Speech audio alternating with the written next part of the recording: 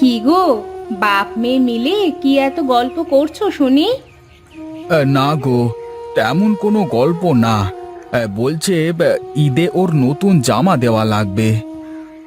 গতকালও আমার কাছে ওই একই বায়না ধরলো।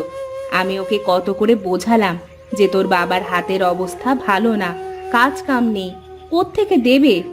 তাও আবার তোমার কাছে বায়না ধরেছে। তুমি চুপ করো তো। ও আমার একমাত্র ছোট মেয়ে। ওকে কিছু না দিতে পারলে হয়? আমি গিয়ে দেখি জমিদারের কাছ থেকে কিছু ধার নিতে পারি কি না। হ্যাঁ, যাও যাও। ধার তো নিতে পারলেও শোধ কিভাবে দিবে সে চিন্তা তো নেই।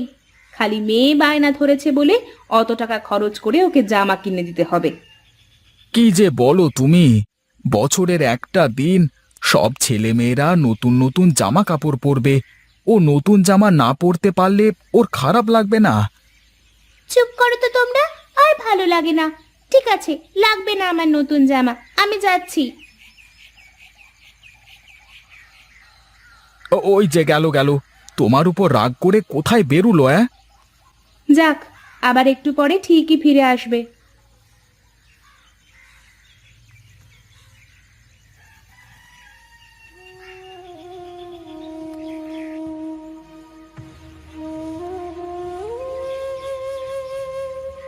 কিরে ছুটকি, এখানে এভাবে মন খারাপ করে বসে আছিস কেন? আজ যে খেলতেও আসলি না। না রে, আজ ভালো লাগছিল না, তাই আসিনি। কি হয়েছে, মন খারাপ তোর? কই, কিছু হয়নি তো। তাহলে এখানে এভাবে বসে আছিস কেন একা একা? বাড়িতে একা একা ভালো লাগছিল না, তাই এখানে একটু ঘুরতে এলাম। ঠিক আছে, থাক তাহলে। আমাকে আবার আজ বাবার সাথে যেতে হবে বাজারে। বাবা বলেছে আজ আমাদের ঈদের নতুন জামা কিনে দেবে। ঠিক আছে, যা তাহলে। তুই ঈদের নতুন জামা কিনবি না? না রে, আমার বাবার কাছে এখন টাকা নেই, পরের ঈদে কিনে দেবে।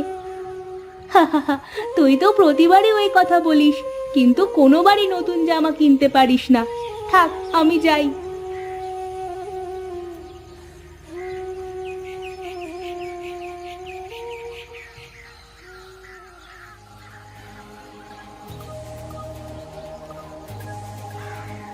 ওইখানে কি অমন চকচক করছে? গিয়ে দেখি তো কি। কি, এ তো একটা লিচুর চারা, কিন্তু এটা এভাবে চকচক করছে কেন? যাই হোক বাবা, এটা নিয়ে গিয়ে আমার বাড়িতে পুঁতে রাখি, যা হয় হবে।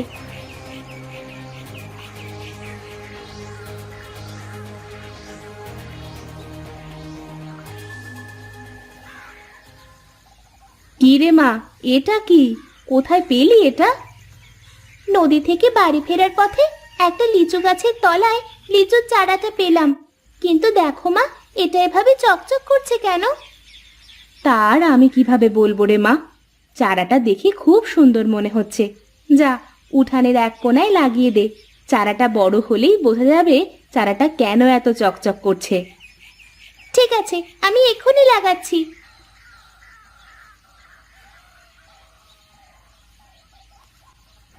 জমিদার বাবু, কেমন আছেন আপনি?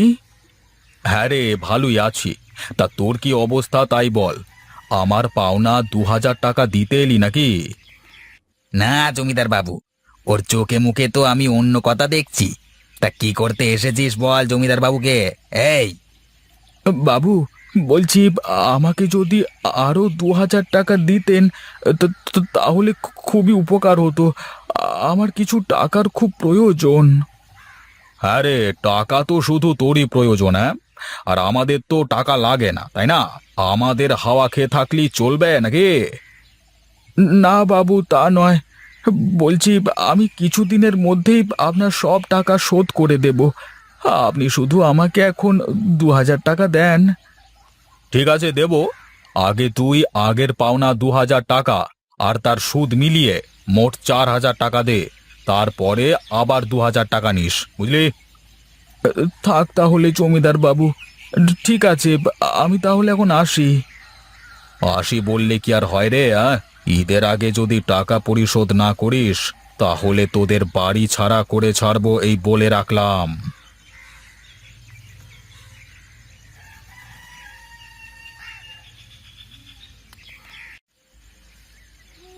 গো, তোমার এত মন খারাপ কেন?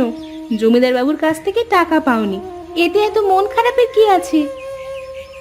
তা নয় গিন্নি, টাকার জন্য গিয়ে তো আর এক বিপদে পড়ে গেলাম। কেন গো, কি হয়েছে আবার? কোনো সমস্যা? জমিদার বাবু আগের যেই 2000 টাকা পেত, ওটাই এখন সুদে বেড়ে 4000 হয়েছে।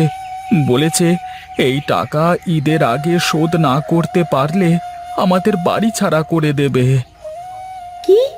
ওগো, এবার তাহলে কি হবে আমাদের? ঈদের আগে এতগুলো টাকা তুমি কোথায় পাবে?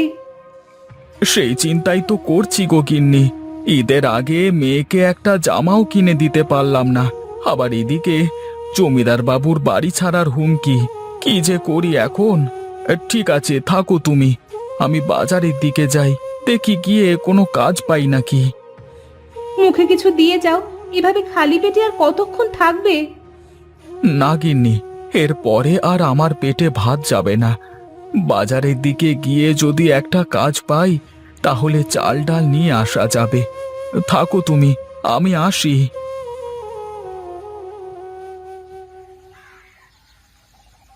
মা মা, এদিকে এসো তাড়াতাড়ি। হ্যাঁ রে, আসছি। কেন রে, কি হয়েছে? এত ডাকাডাকি করছিস কেন? দেখো মা, মনে হচ্ছে না চারাটা একটু বড় হয়েছে? ধুর পাগল মেয়ে, লাগানোর সাথে সাথে কোনোদিন চারা বড় হয়ে যায়? ও তোর মনের ভুল।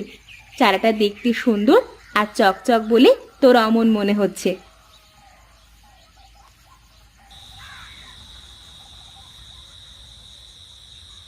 তোর বাবা সে কখন গেছে বাজারে কাজ খুঁজতে, কাজ পেলো কিনা কে জানে। আর এতক্ষণে তো ফিরে আসার কথা, এখনো তো এলো না। ওই দেখো মা, বাবা চলে এসেছে।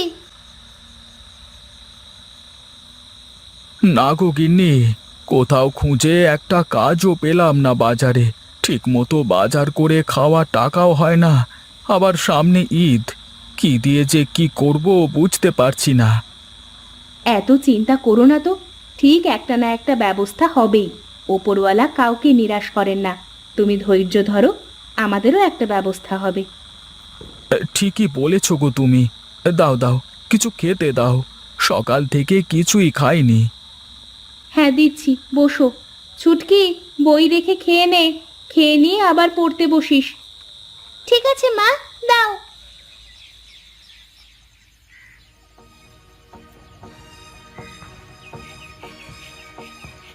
মা, ও মা, বাবা, এদিকে এসো, তোমরা বাইরে এসো।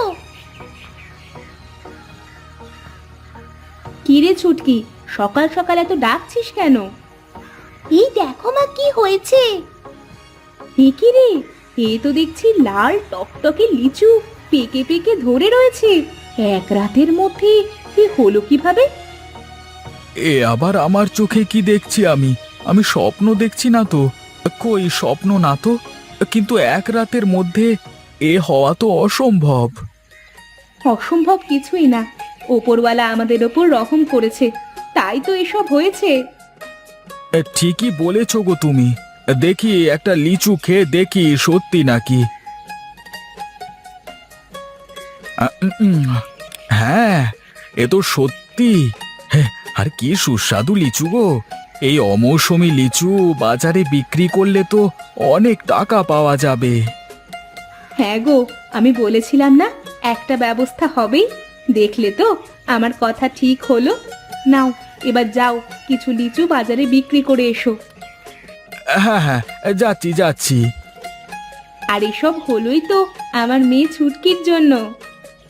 বাবা, এবার আমার জন্য নতুন জামা আনবে তো?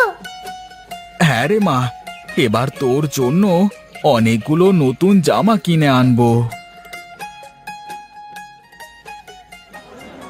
কিরে গোপাল, এখন আবার কাজ কাম ছেড়ে নিজের ব্যবসা শুরু করলি নাকি? হ্যাঁ গো, কাজ কাম তো আর কিছু নেই। লিচু বিক্রি করে যদি পেট চলে তাহলে তো ভালোই হবে। আরে লিচু ভালো হবে তো, তা কত করে বিক্রি করছিস? হ্যাঁ গো, খুব সুস্বাদু। বিশ্বাস না হয় একটা মুখে নিয়ে দেখো। উম, উম, আহ কি সুস্বাদু লিচু রে। এমন লিচু তো আমি বাপের জন্মে খাইনি। জানিস নিবি, আমাকে 100টা লিচু দে দেখি। ঠিক আছে, এই নাও। আর 100 টাকা দিলেই হবে। কি রে, এত স্বাদের লিচু এত সস্তায়? তাহলে আমাকে আরো 100টা দিয়ে দে। আর এই ধর 200 টাকা। কি বলিস রে? তাহলে তো যে করেই হোক ওর লিচু গাছটা আমাদের জব্দ করতেই হবে। সব গিয়ে দেখে আয় কি অবস্থা। এই ঠিক আছে, চলুন বাবু। কিরে গোপাল, কি অবস্থা? শুনলাম খুব নাকি ব্যবসা করছিস। এই তো বাবু, কোনো মতে চলছে দিন, আপনাদের দোয়ায়। হ্যাঁ রে, দোয়া তো অনেক করেছি। এবার তোর গাছটা আমাকে দিয়ে দে বাবা। এ কি বললেন আপনি বাবু? এই গাছ আপনাকে দেব কেন? আপনি যে টাকা পাবেন সে টাকা দিয়ে দিচ্ছি। না না, এখন আর এসব বললে তো হবে না বাবা। আরে টাকা দেওয়ার কথা ছিল অনেক আগেই। সে দিন তো অনেক আগেই পেরিয়ে গেছে। তোর আর কোনো কথাতে কাজ হবে না। দয়া করে আপনি আমারই সর্বনাশ করবেন না। আমি আপনার সব পাওনা টাকা শোধ করে দিচ্ছি। হয় এখন তোর গাছটা দিবি, না হয় তোর এই ছোট মেয়ে ছুটকিকে আমি তুলে নিয়ে যাচ্ছি। যতদিন গাছটি আমাকে না দিবি ততদিন তোর মেয়ে আমার কাছেই থাকবে। এই কানাই, ওই মেয়েটাকে নিয়ে চলে আয়। ওরে বাবা রে, ও মরে গেলাম রে, বাঁচাও বাঁচাও। ওরে বাবা রে, মরে গেলাম রে, ওরে মরে গেলাম রে বাবা। তোমাকে অনেক ধন্যবাদ লিচু গাছ। তুমি আমার মেয়েকে বাঁচিয়েছো, আর আমাদেরও বাঁচিয়েছো। তুমি ভালো থেকো আর আমাদেরও ভালো রেখো।